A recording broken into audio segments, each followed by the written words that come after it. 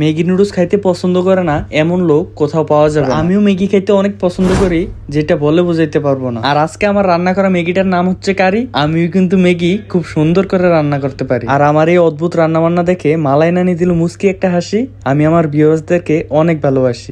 Hello, আসসালামু আলাইকুম guys, কি অবস্থা সবার? আশা করি সবাই ভালো আছেন। আলহামদুলিল্লাহ আপনাদের দোয়ায় আমি তো অনেক ভালো আছি। তো আজকে আবারও ছোট্ট একটা ব্লগ নিয়ে আপনাদের সামনে এসে হাজির হলাম। আর আজকের ব্লগটা হচ্ছে আমি ম্যাগি নুডলস রান্না করে আপনাদেরকে ব্লগের মাধ্যমে দেখানোর চেষ্টা করব। তো আমি আমার প্রিয় ভিউয়ার্সদেরকে বলবো ভিডিওটা ধৈর্য ধরে দেখতে থাকুন আর এনজয় করুন।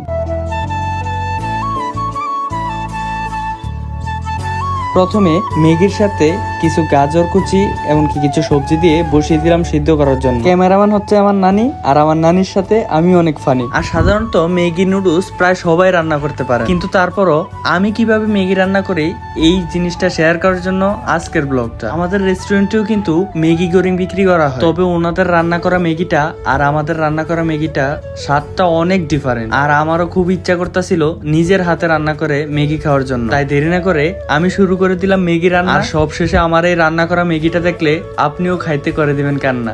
অনেকে আবার বলতে পারেন আমার পেঁয়াজ মরিচ কাটার স্টাইলে তো ভালো না। ভাইরে, আমি নতুন শেফ, তাই এই অবস্থা। শেফ নতুন হই কিংবা পুরান, রান্না করার পর টের পাইবেন আমার রান্না করা ম্যাগিটা কতটা সম্মান। আর এদিকে আমার এই অদ্ভুত কর্মকাণ্ড দেখে আমার মালাই নানি হাসতে হাসতে যান শেষ। তবে গাইজ, বিশ্বাস করেন আমার মালাই নানি খুব সরল মনের একটা মানুষ। নানির প্রশংসা করতে করতে আমি যখন রান্নায় ব্যস্ত, ওইদিকে তাকিয়ে দেখি নানি আমার নানার সাথে SMS করতে ব্যস্ত।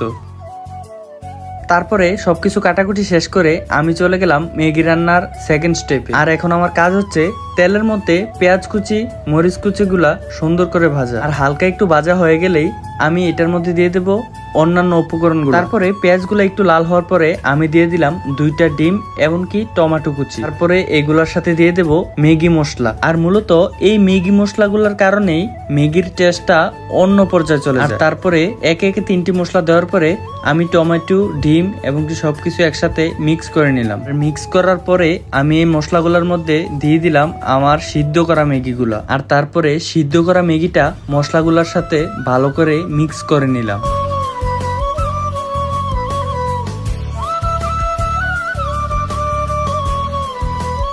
মশলাগুলোর সাথে সিদ্ধ করা ম্যাগিটা যত মিক্স হবে তত টেস্টটা ভালো লাগবে, তাই আমি চেষ্টা করলাম ভালো করে মিক্স করার জন্য ম্যাগিটা।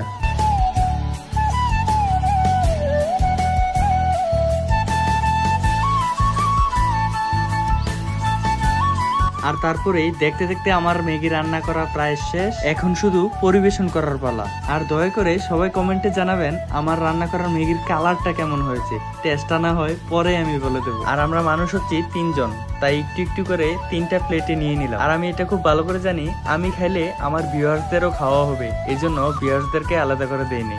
সবশেষে এখন শুধু টেস্ট করার পালা আর রিভিউ দেওয়ার পালা আমার রান্না করা ম্যাগিটা কেমন হয়েছে। তো চলেন বিসমিল্লাহ বলে টেস্ট করা যাক, আর রিভিউটা খুব তাড়াতাড়ি দেওয়া যায়। মাশাআল্লাহ, আমি এত ভালো রান্না করতে পারি আমি তো আগে জানতাম না। বিশ্বাস করেন গাইস, রান্নাটা এত ভালো হয়েছে যা বলার মতো না। তো আজকের ব্লগটা এই পর্যন্তই। সবাই ভালো থাকবেন, সুস্থ থাকবেন, দেখা হবে নতুন একটা ব্লগে।